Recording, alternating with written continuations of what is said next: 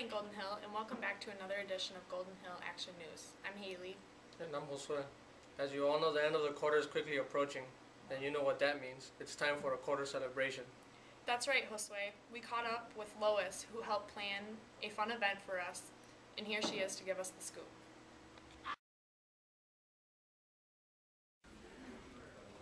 Welcome to another segment of Life Tips. Future. Back to talking about future. We can't change our past, but we certainly can impact what our future will look like.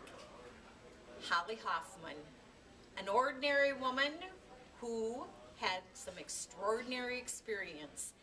And I'm pleased to say that we're going to be hosting a program with Holly Hoffman on Thursday for our family celebration.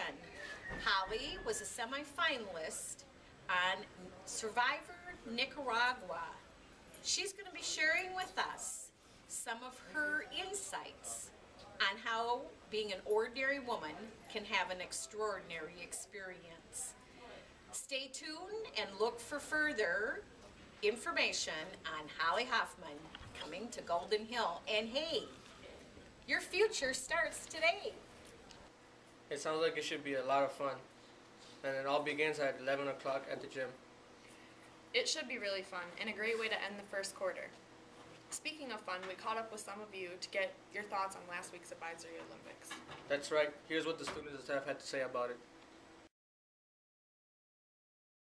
Since a high school is too big and we can't afford to take all these kids on the field trip, we decided to do the Advisory Olympics. Now let's see how Keeling's advisory dominated these Olympics. So, Dustin, what do you think about the Advisory Olympics? They were alright. Some events, the teachers were very unexplanatory. So, what was your favorite activity? Ninja, by far. Because you know I play it every day. Did you win? Yeah, I won every time. I didn't lose once. Except for to Justin, because he kind of got cheap, but you know, that's whatever. So, would you want to do this again? In the future, sometime, yeah, it'd be fun.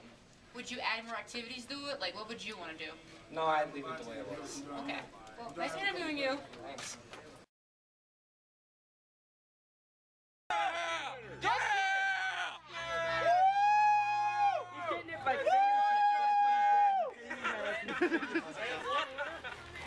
Justin! You all won? Come on, Teddy. He's not that hard to beat. Oh, it's like this, son!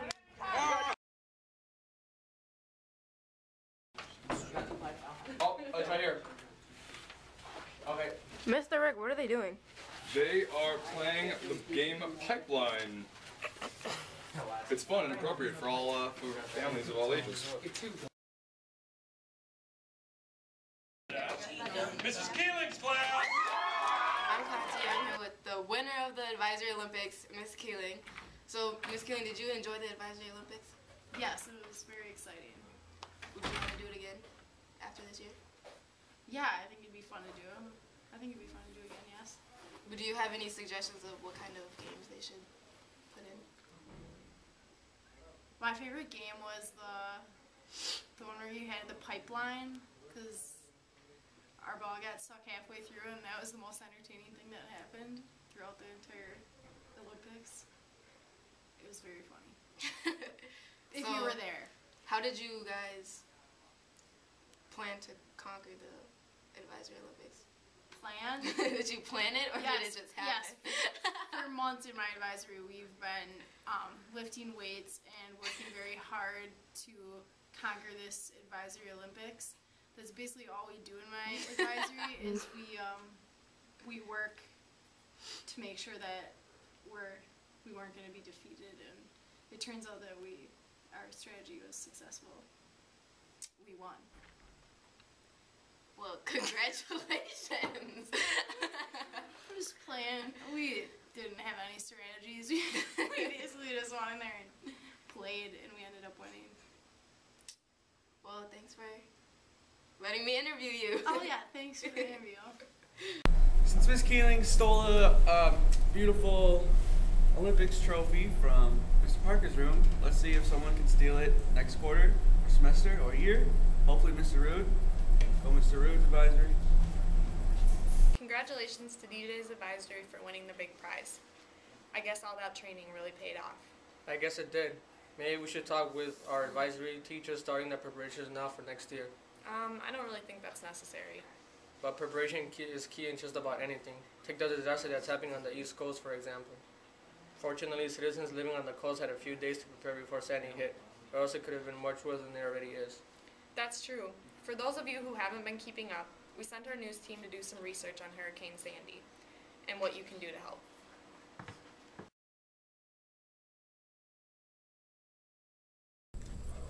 Recently, I'm sure you've all heard about Hurricane Sandy on the East Coast. We interviewed a staff member here that has connection to somebody out on the East Coast, and we also are giving you some tips on what you can do to help. Anger is erupting in some communities near New York, like Staten Island, where they are sending a plea to elected officials, do not forget us. And we want to show you some new and apocalyptic images coming in from the storm zone now. Children wandering in a kind of moonscape. Teams of rescue workers patrolling submerged streets, and body bags after Sandy has now claimed nearly 40 lives, more than half of them on Staten Island, so close to Manhattan but living in devastation. And tonight, Nightline anchor Cynthia McFadden is there, where after 4 days the community is shaken. Cynthia. Good evening, Diane. Every massive tragedy has within it a whole series of smaller ones. One such played out behind me. That staircase led to a house where a mother, father, and 13-year-old girl lived. Only the mother survived. Staten Island is a whole series of stories just like that one. This is one of the hardest hit communities in New York City. Thousands still without power, many homeless, 19 people dead. In devastated neighborhoods overwhelmed by a violent surge of water. Residents describe a supersized wave as high as 20 feet. It was coming in, rushing like a rapid. Well, welcome to your house, huh? We met this man, Mike Abruzzo. His house is completely gone. Just the floorboards remain. He and his wife and 2 young daughters have been staying with relatives. And my youngest daughter yesterday, Faith, said, "Daddy, I want to go home." I told her this. It's gonna be a while, hon. She don't understand. She's 6. He gives us a tour of what once was.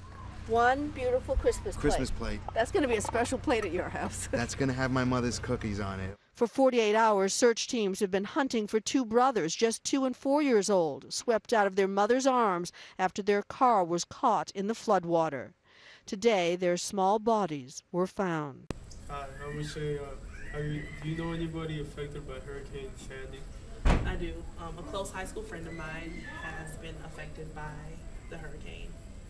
His name is Saeed, and he lives in New York, Manhattan. How was he affected? The apartment building that he just moved into not even 3 months ago has been literally demolished. And so now he has to relocate in hopes of finding a new place. How does it make you feel? It makes me feel sad. I feel for him, yes. Well, and everybody else that has been affected. Same. What's his current status? What's he doing about it? Currently, he is, I believe that they have leased out some type of building that they can stay and he can still work.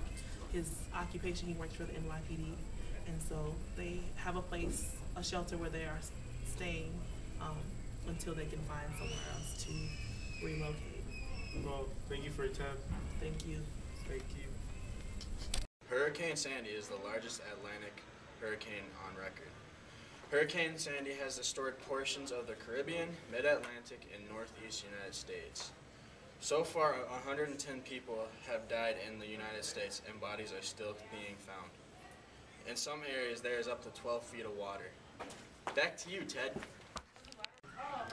Now here's what you can do to help. You can either donate food, clothes, and water at your local Red Cross, or you can donate blood at your local blood drive.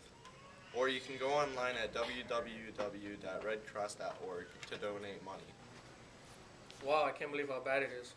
Yeah, but it's easy to help. Just by going to the Red Cross website, you can find ways to help right here from Minnesota. Golden Hill students are always willing to help those in need, even when it isn't easy. Our news team caught up with some students who have made mistakes in the past but are working towards doing better. They are sharing their stories in the hopes of preventing others from making the same mistakes.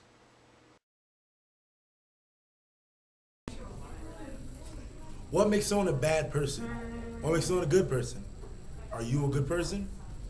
Did you know that juveniles, it takes more money to send them to a lockup facility than it does to an intervention? And why send somebody to a lockup and make them just sit in the cell than help them learn and turn their life around? Here's the people that we interviewed that learned how to turn their life around and that have been through trouble. I'm Avante, I'm here with Kundar and Nath. Kundar, would you like to answer some questions very quickly? Yes, I would. First of all, Kundar, have you ever been in trouble in your past? Yes, I have. What did you do to turn your life around and what made you turn your life around? What I did was, man, I got tired of getting in trouble, getting all these probations, getting on parole or something like that, you know. I just got tired of it, so I just wanted to change my life around. And what did I do was, you know, my family helped me out, they gave me lectures, you know, I just try to avoid all the trouble, you know, try to stop kicking with people that got into trouble, you know. So that's what I did. Wise words from a person who was once in trouble and changed his life around. Hi, I'm here with Luis, and I'm Brandon. Have you ever been in trouble? Yeah.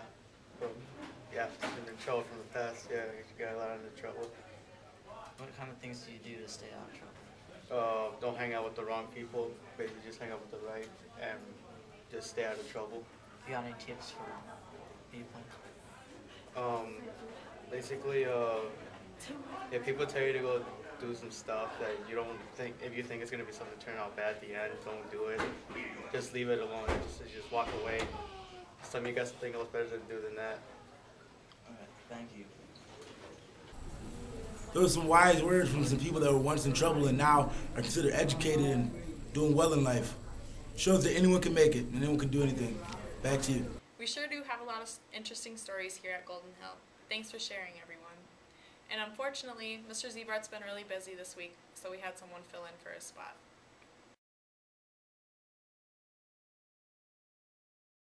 This will be a section that will be covering up for Mr. Zebart for the time being. My name is Avante Thompson. Follow me on Twitter at XO_Buddha, X_XO. Thank you very much. Today I'll be sharing some wise words.